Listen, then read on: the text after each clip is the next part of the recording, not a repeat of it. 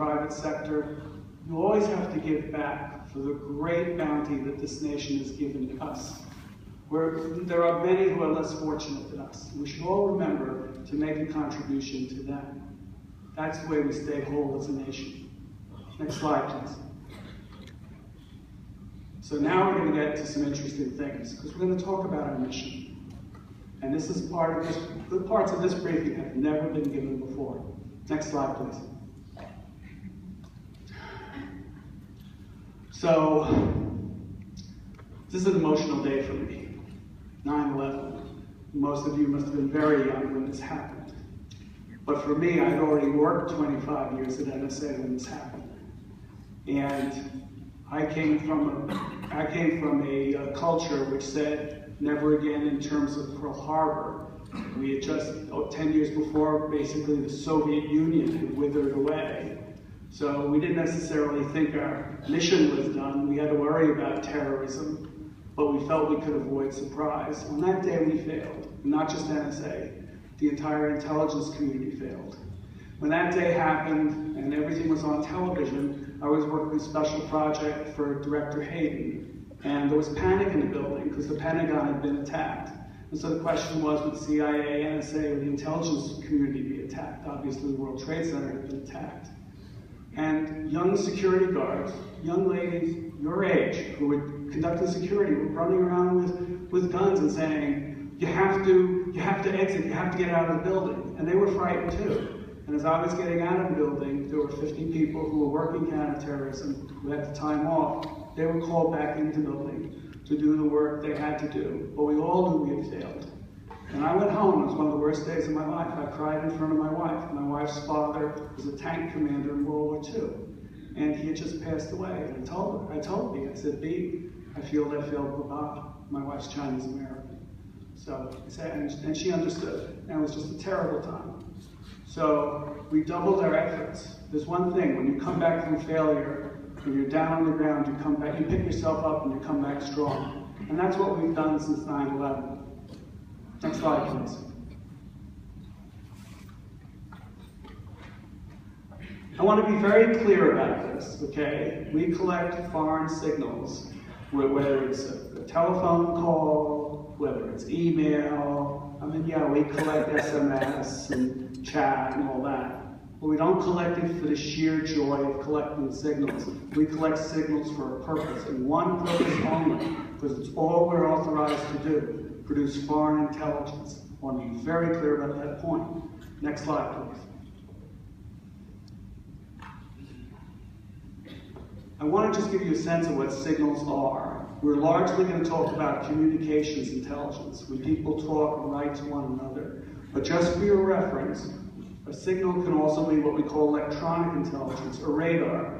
So for example, if a weapon is aimed at a ship, we know the various parameters of the weapon, so we can decoy it and prevent it from hitting that ship.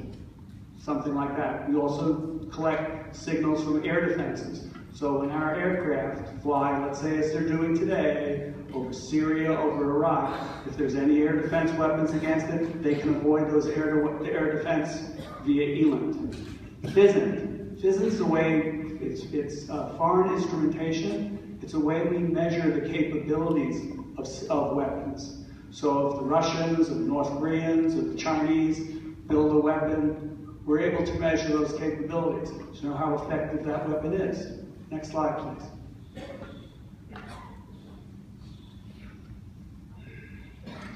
So this is the phenomenon, one of the changes in technology. In my day, when I showed up in 1976, things were still very simple like this. If you were the Chinese ambassador to the Soviet Union, and you were in Moscow, and you were sending some information back to Beijing, the signal went direct from Moscow to Beijing. And so the complexity was not that high, but the privacy was pretty high. And the encryption, that was pretty basic. Next slide, please. Point to point, separate networks. Now it gets very complex. Starting in the 1990s, packet switching technology. which had been invented before that time, begins to become deployed. And the networks that begin to converge. If you notice in the diagram up there, the signal doesn't go directly from Moscow to Beijing or Beijing to Moscow. It begins to go any which way for what's more effective, what costs the least. In fact, because communications can get taxed as they go through countries. What's the most efficient way to send a signal? That's the way the signal goes. And oftentimes, if you send a signal a certain way, it comes through the United States. And guess what? All those signals now, because of packet switching technology, get mixed up with signals you and I send, a phone call you and I might make, or your mom and dad might make, or anybody might make. All comes into the same network. So now, rather than going out after that one signal, that one distinct stream, now we have to go into that network and find that signal, find that target we're looking for, who's speaking on that signal or receiving email or whatever on that signal, and not interfere with your communications. That's not easy. That's a great challenge. Next slide, please.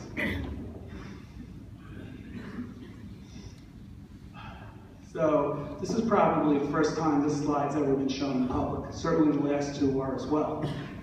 This is what we call the SIGINT cycle. And it starts on the lower left, where it says requirements. We don't do intelligence just because we want to and something sounds like fun. We do intelligence because we receive requirements. They're vetted through the Office of Director of National Intelligence, and they come from the President of the United States, the National Security Council, the various secretaries, Secretary of State, Defense, military commanders overseas, Department of Homeland Security, but they're all vetted. They're all considered valid foreign requirements. And when we issue a report, we have to put down the requirements on which the report is based, and they're prioritized. Now, when we get a requirement, we've got to figure out, who are we looking for? What entity are we looking for that will yield this intelligence? If we want to know the foreign relations of the country, obviously the foreign minister, perhaps the leader, okay? If we want to know the military capabilities of the country, obviously the Ministry of Defense, maybe various military commands. Terrorism, well, you have to know particular individuals you're looking for. Could be Al-Qaeda, could be another terrorist organization, correct? And then how do you collect it? You've got to do research. We call that signals development, SIGINT development, signals intelligence development. And we basically try and figure out, who do we need to go after and how do they communicate? And maybe they communicate in multiple ways. And maybe they communicate differently different times of day, times of the week. We have to figure all that out so we can acquire that target and sustain collection on that target. We are very targeted. We just don't collect the world's communications, as has been said of us, and then determine what we're going to do with it. We don't do it that way. We do collection. We do, if the communications are encrypted, we have to break them out. We have to process them so we can read them or listen to them. Then we have to report them, and sometimes we have to listen to multiple conversations, read multiple emails before we have a report. Sometimes we have to look at different kinds of collection to put together a report. And then the last key piece is dissemination. We don't send our reports out to everybody. We only send the reports out to the people who've asked for them, the people who need them. So the Secretary of State doesn't necessarily see what the military capabilities are of a certain country unless Secretary Kerry has the really need to know that. He's asked for it. He's asked for it, he gets it. But certainly Secretary Hagel and Department of Defense, they clearly have a need to know. So we're very careful who we send it out to. And then, we don't show this in the slide, but hey, if we're not meeting their needs, we want to know. Because if we're not, then we're going to go back and start the cycle all over again. Next slide, please.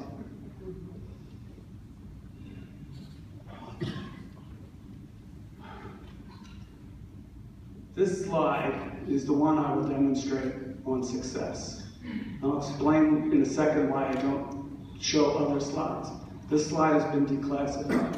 Our success in Iraq, in large part, not in total part, was because of the capability we put together called RTRG to look at metadata, not the communications themselves, but sort of the things, if you were sending something in the mail, it's all the things on the envelope, the address, the the address of the sender, the address where you're receiving it from, what time of day it was sent, all kinds of things like that, where we could figure, you look at that metadata, and figure out what organizations were developing what we call improvised explosive devices, or IEDs, and then how to stop that activity before an IED, oftentimes used by a cell phone, okay, caused an explosion that were killing our troops.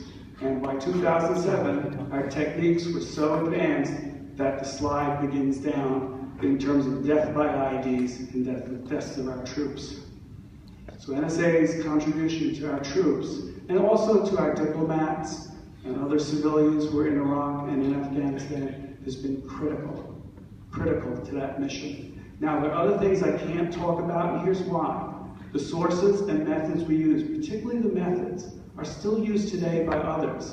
So I can tell you, oh, we were there with the takedown for Osama bin Laden, or we were there for various hostage rescues, and we were there for various actions against piracy, and we were there for various successes in negotiations. Not only were we there, we're the foundational form of intelligence. So much so that the former deputy director of CIA in a Washington Post article, his name is John McLaughlin, back in January 2014 said, all that's going on is crazy. Why? Because NSA provides the foundational intelligence to support our nation.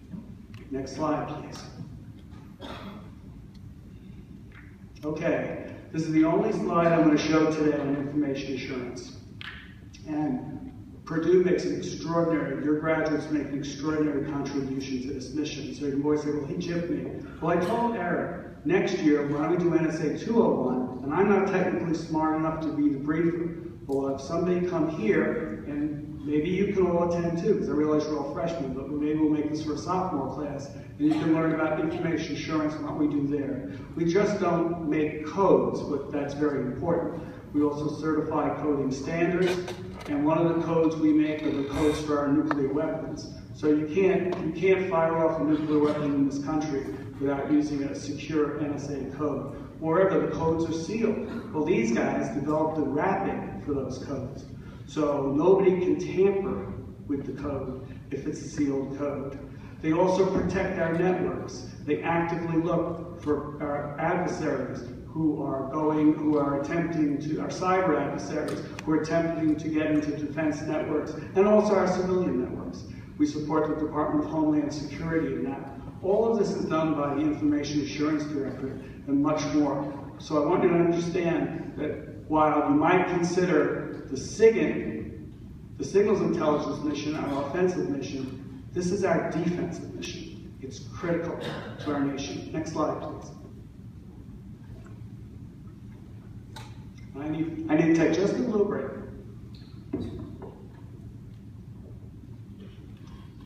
Okay, so part of that defensive mission now is cyber. Our nation undergoes, and DoD in particular, undergoes millions of attacks a day. And it's not just DoD, it's other areas of government, it's banks. You probably heard things in various venues, various newspaper articles, banks have been attacked. Other parts of the nation's infrastructure have been attacked. NSA is there to not just detect the attacks and provide warning, particularly for the DoD, to provide solutions and to begin to trace those attacks. And in certain areas, we have traced those attacks to particular nation states and elements of them. Next slide, please. Technology. So a lot of people today like to have cell phones and use cell phones and use them in buildings and whatever. And we work on things like developing secure cell phone technology, so in the future we'll be able to use it in our building.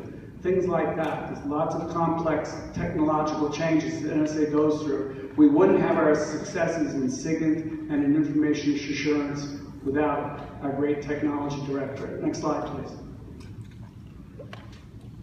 And research, another area where Purdue excels. We can't just think of today, and we can't just think of tomorrow. We have to think beyond tomorrow. And that's where our research is. And that's where a large part of our mathematicians are. They're really on research. And I would invite you to see a wonderful movie that's going to come out about the foundation of our business. It's a movie about Great Britain, World War II. It's called The Imitation Game. And And they're going to, the movie's a tragic story of what happened to a great British scientist, Alan Turing. He's one of the fathers of the computer. And he worked for the British government, and we from America worked with him to defeat the Nazis during World War II. And some tragic things happened to him afterwards that today we've corrected in terms of our policies towards Alan Turing. Frankly, he was gay. And we've changed those policies today, but I would like you to see that movie if you really want to understand what a brilliant computer scientist did to help save us from one of the most devastating events we ever went through, World War II. Next slide, please. And by the way, we're having a special showing of that at NSA for our personnel. This is very important. Authorities and oversight. Next slide, please. This is what drives our average analyst, any analyst, every day. He has to think of, what are the requirements? What did the intelligence community send me as requirements? Who am I, and is it maybe serving another part of the intelligence community? It could be their requirements as well as the Department of State, as well as the President. What does the President want? What does the military want? Congress doesn't have intelligence requirements, but they oversee what I do. I've got to be doing it the right way, because we get very strong oversight from both the House and Senate. I must say, we're not slipshod with them at all, with both oversight committees. Next slide, please. So he or she has a lot, any analyst has a lot weighing on his mind. Now, any analyst is also fully trained. You think 4 years of computer science is tough? Well, these guys have 2 years, and they're being hired and paid. They take the equivalent of 700 hours of courses, formal course training, plus on-the-job training, plus they've got to pass the courses to really be what we consider a certified intelligence analyst. Now, I just want you to read this slide for like 30 seconds or so before I go on. Take a look at what they've got to do over a 2-year period versus what a pilot has to do to fly a plane.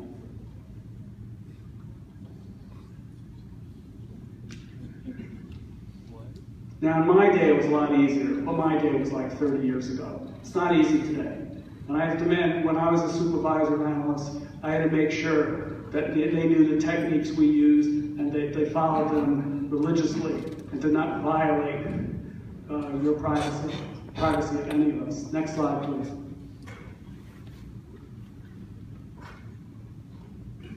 You think we have oversight? We have plenty of oversight. Not just at the high level, as we showed earlier, and the judicial branch too, to include a foreign intelligence surveillance court, and if necessary, obviously, the Supreme Court.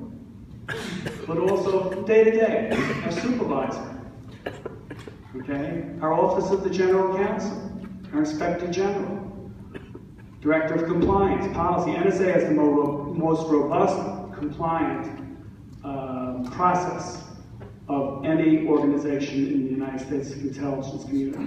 Next slide, please. These are our authorities. And it's coming down slowly. Okay, very good. I'm not sophisticated with PowerPoint. I always see the one thing to show up. So EO 12333, Executive Order 12333, that's our basic authority. That's basically collecting communications overseas, and we can't collect against U.S. persons. FISA Title I, that's our traditional authority.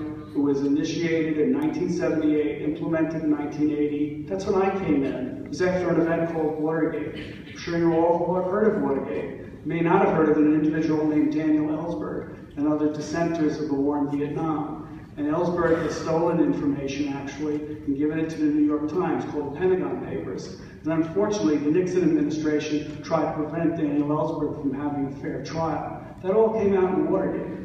And we did some bad things in Watergate, as did CIA and FBI. Well, the Foreign Intelligence Surveillance Act was legislated so that it would never happen again. And I talked to young NSA employees about that. And we take that very seriously. And it turned out to be a way to go to basically target not U.S. persons, but to target people in the United States who were working for a foreign power, whether it be a government or a terrorist, to target them legally, even though they were in the United States. Now, when we get to complex communications, and after 9/11, we had to amend the FISA Act. We changed it. We have what we call the FISA Amendment Act, 702. This is public, and you can find out more about the FISA Amendment Act on www.nsa.gov. FISA Amendment Act 702 allows us to go to target non-U.S. persons whose communications happen to go through the United States. Remember, a lot of things in the internet go through the United States to communicating with other non-U.S. persons. It's very important. It's not easy. We have to make sure that we don't collect U.S. persons. And notice I use the term U.S. persons, not U.S. citizens. Why do I do that? Because if you're in the United States, if you're residing in the United States or visiting the United States, we treat you with the same rights as we do a U.S. citizen.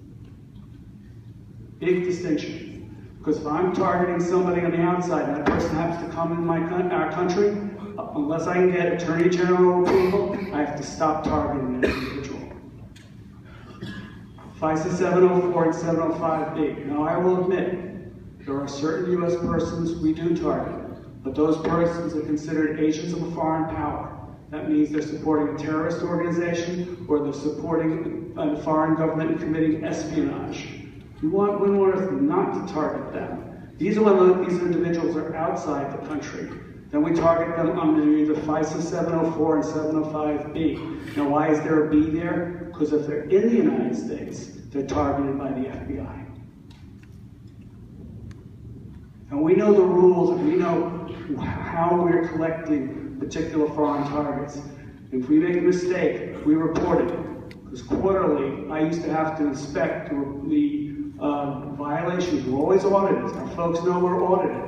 So I would have to inspect the violations of individuals, and I'd counsel some individuals if I saw repeated violations, even if it was simply somebody entered the United States and they didn't know it. Then I say you need to do better analysis. Next slide, please. Oh, I'm sorry. Just go back. Stay on that slide. I missed one. Can you get back? Okay, great. So business records FISA. I want to be very clear, because this is the one that was most controversial from the data that Edward Snowden stole. It was the first thing to emerge.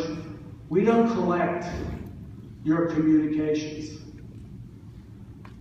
We order, through the court, we order the communications providers to give us business records. The business records only consist of a phone number. We don't know it's you. The time you called another phone number and the duration of that call. That's it. And I have a slide here that illustrates that. But we don't know who we're collecting. We're doing metadata analysis for a certain purpose. We'll get into that in a minute. Go next slide, please. So business records FISA and 702, those communications that pass through the United States, they've prevented 54 terrorist attacks worldwide, or contributed to them. I will tell you, 702 has clearly been a lifesaver many times, both overseas and for this country. And we've had numerous boards say that. Business records FISA is a little different. It's been a contributor, but like in a baseball game, it's like the right fielder. But it's been important. It's told us that there is no terrorist activity going on most of the time. Occasionally it's helped when terrorist activity has gone on inside this country. Next slide, please.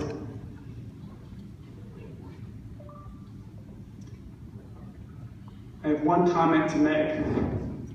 There's no accident that this has happened. This is because your intelligence community, NSA, CIA, the FBI, and others have been on the watch. Next slide, please.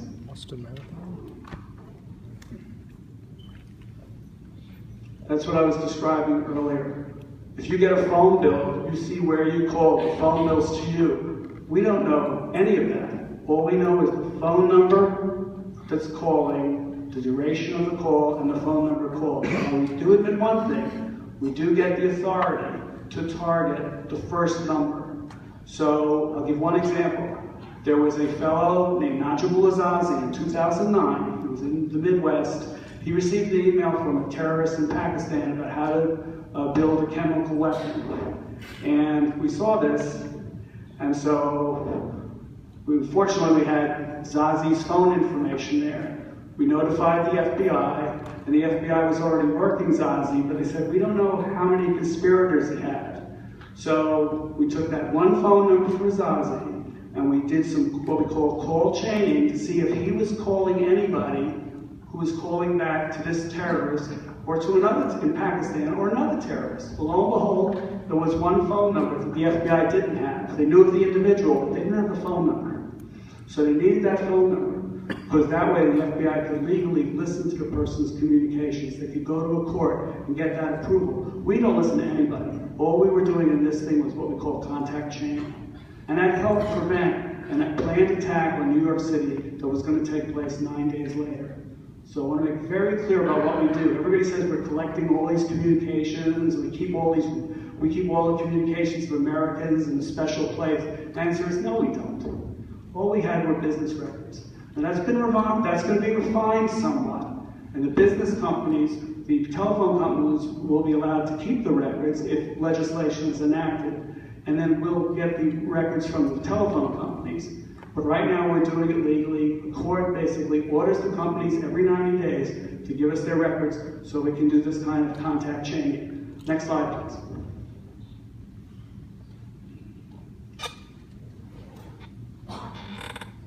Just to show how successful 702 has been.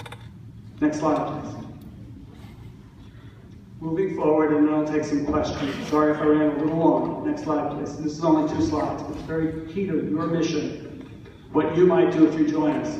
Signals intelligence is important, right? But what's the next 9/11? What's the next probable World War II Pearl Harbor? It's going to be in cyber. Someday, somebody's going to develop the capability powerful enough to take down our ATMs, to take down our grid. And we've got to prevent that. And don't think they're not out there. And don't think they're not planning it, because they are. And that's where we're going to need your help. Next slide, please. And we do all that with the basic intent in mind, to maintain our security and to maintain our privacy and our liberty. There's not a balance. They're both equal, and we have to keep both optimized. So I'm sorry if I ran a little long, but I'm done. And thank you very much, and I'll take any questions you have.